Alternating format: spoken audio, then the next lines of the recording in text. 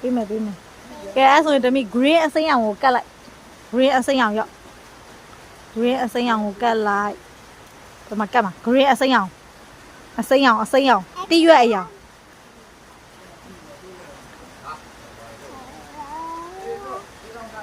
ဟုတ်ပြီ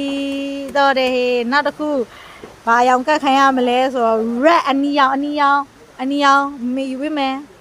red အနီရောင်ကိုကတ်မယ်အနီရောင်ဒီဘက်မှာရှိရအနီရောင်ကအနီရောင်ရေး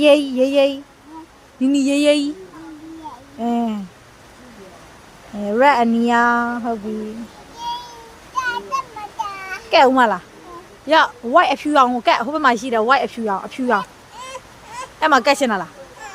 အဖြူရောင်မကတ်တော့ဘူးလား white အဖြူရောင်လေးကိုကတ်လိုက်အောင်လေအဖြူအဲ့ဒါကတ်မလားကတ်လိုက်white အဖြူရောင်လေးကိုကတ်လိုက် white အဖြူရောင်ဖြူလေးဟိုဘက်မှာရှိရအဖြူရောင်လေးကဘာမှအဖြူရောင်လေးလေဖြူလေးလေဖြူလေးကဘာမှဖြူလေးကိုကတ်အဲ့ဒါကတ်ပြီးသားထားလိုက်တော့လေ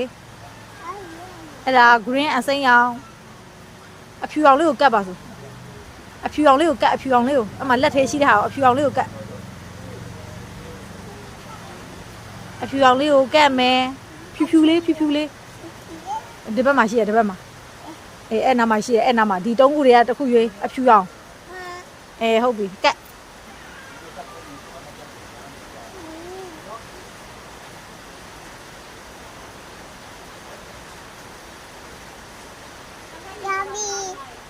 ဟုတ်ပြီအဲ့ဒါပြီးရင်အဝါရောင်ကတ်မယ်ရဲလို့အဝါရောင်ကိုကတ်မယ်ရော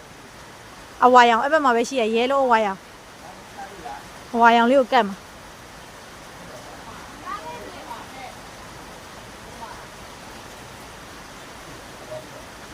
ကဲအဲ့ဒါပြီးရင်အပြာရောင်လေးကိုကတ်မယ်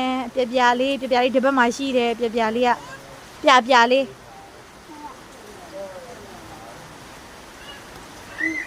ဟုတ်ပြီအဲ့ပြီးရင် black အမဲရောင်လေးကတ်မယ်ဘယ်နောက်မှလည်း